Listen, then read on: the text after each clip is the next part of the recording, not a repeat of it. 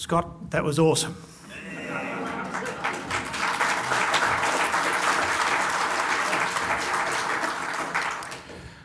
Just you've got to have options. I don't do sick very well. You have a good talk to yourself. Actually, in a couple of weeks' time, I'm going for a hip operation. It's a pretty simple operation, a hip replacement operation in comparison to what Scott's been through. Hi, Scott, question for you. The last chemo you did, the L, whatever it was, you got very sick. Did you stop your juicing? Which time are you talking about? You mean when the actual chemotherapy? No, the last time when you said you got very sick and you stopped it and you said to the doctor, I can't do this. The IL-21 trial? Yeah.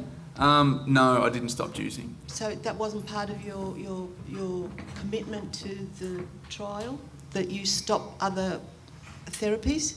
I did stop one therapy, you know, which understandably Grant was concerned because it was a homeopathic and he wasn't sure how that would respond with his drug. But the juicing was okay? But yeah, well, I don't know, eat as many carrots as you want, I say.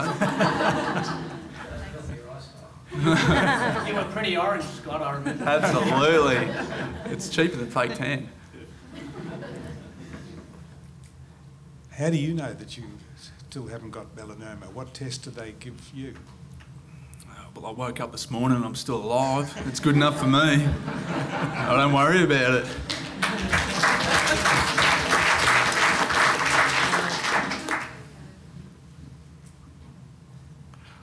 I'll ask Grant a question.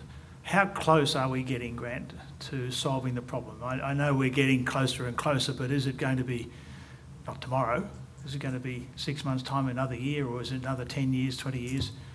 What do you think is going to be the timeline? Yeah, so I think we're really poised now to make a real difference with this disease because we're understanding what goes wrong inside the melanoma cell. We're starting to understand how the melanoma interacts with the body, and Scott's story is a great example of that, about how you can focus on doing things to support the body to help with the melanoma, the so-called immune type treatments.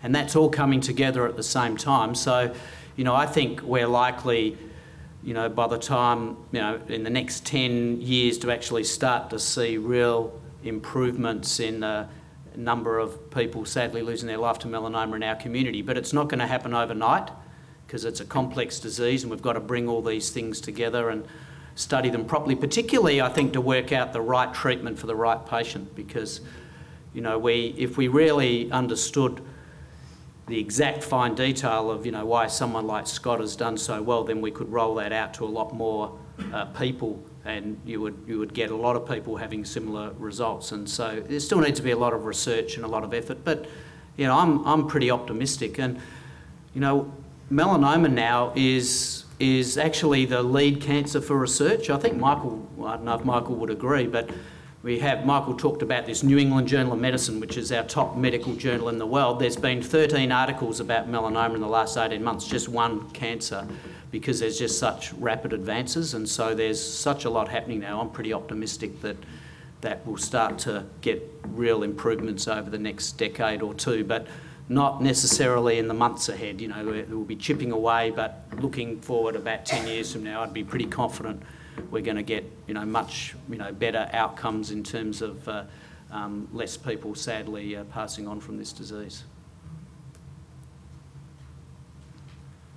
And if I can ask Michelle, in terms of Scott's experience, from the psychological point of view, have you got comments to make about sort of the practices through which he went from a point of view of a clinical practice point of view? I think it just demonstrates how important it is to have both, that, you know, Scott continued with treatment some of the time anyway, and also pursued other alternative practices that worked really well for him. And I think it just demonstrates that, you know, you can have a whole kit bag of things that you're doing to support yourself, and that's pretty much what your story is all about, isn't it? Absolutely, yeah. think it reinforces the options that Scott had, and that he had the objective evidence from the researchers to say this, but he also explored other, as I said in the introduction, in terms of the softer research, to go into other areas to assist him. But no less important for him was those other areas to support the other more hard objective evidence that was being provided by Grant and by Michael. Will has a question. Yeah. On the panel we've got Joe, and Joe is doing on behalf of MPA the prevention and early diagnosis with the hardcore outdoor workers and the people high at risk. She's like the ultimate selling machine of get your skin checked. How would you say that you what advice can you give as a carer, you know, that you were yourself? What would you give advice to other carers about in your life? What would you say, what's the most important thing for you, how you got through, you know, your husband and those kind of things? Yeah. Hi, I'm Jo. Yeah, I was a carer. My husband lost his life to melanoma in 2009 and left me a widow with 4 young boys, then aged 5, 4, 2 and 1. And the saddest part about that was not only losing my soul partner and the father of my husband, or my father of my children, sorry.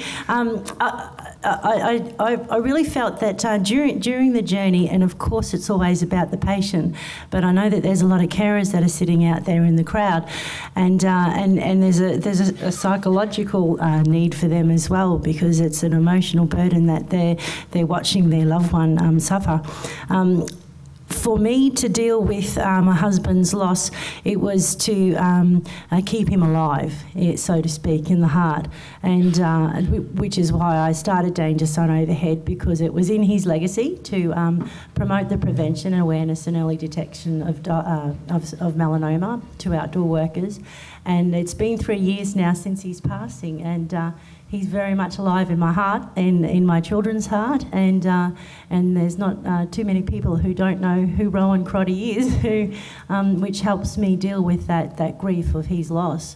So I just think it's really important that if you are a carer there, that you know there's your own needs that you need to sort of look at too, because you know, unfortunately for me, my husband's journey with melanoma has finished, but the being of who he was is still alive. So yeah, have I answered? That's good. Yeah. Can I ask one more question, and then I'll pass the mic over? I've got a question. As CEO, in the handbooklet, I want to put in there a sense of humour as a way of coping, right? Now, I'm not sure if it ever went in there, I probably didn't, but can any of you, the sense of humour, how much that actually contribute to the journey or to, you know, whatever you do, how important is it? Oh, Scott, we shared a joke or two, didn't we, mate, during the journey? Absolutely. Yeah. I wasn't laughing at the start, but I can laugh now. But yeah, totally. You've got to be lighthearted to a degree. Like, your emotional well-being is very important, and if you're just down in the dumps, like, you're not doing yourself any favours. You know, like, as much as you might not feel like smiling at the time, like, you've got to try. You've got to have something in your life worth fighting for. You can't just be a miserable grump, and how you feel affects your body in so many ways. You know, it's going to affect your immune system and every other part of your body. And so, I don't know, do what you do. Go to the movies and see a funny movie. Get your funny mates to come around and crack you up. Do whatever you have to do, but feel as well as you can possibly feel. Yeah. I think it's a distraction too. You know, my husband was, you know, challenging people to go on a marathon, and he had melanoma all up and down the back of his spine. So it made the whole environment around us a lot more lighthearted, because we're also are serious about it, which of course it is. But there has to be those moments that I think has to be good for you, where you can bring a positive aspect. And I think, like you said, Scott, I'm alive today. So let's make it a happy day, you know. Right, any closing comments from either Grant or Michael? Oh, look, I just want to thank Melanoma Patients Australia for holding this national symposium. Just absolutely fantastic. We've got the expo to look forward to. And, you know, I feel really enlivened as a sort of researcher and a clinician to be here with all of you. So, you know, just thanks so much on behalf of all the other patients that can't make it today and the great work that Melanoma Patients Australia are doing. I just think it's wonderful. So thank you to Will and the whole team. It's fantastic.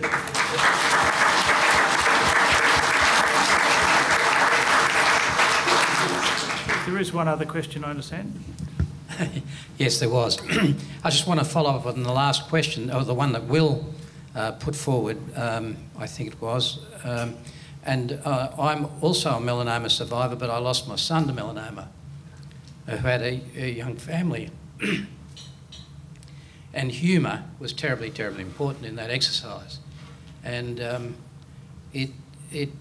you've got to go the journey, and you've got to maintain the lifestyle and be as well as you possibly can do. And I think that is so terribly, terribly important.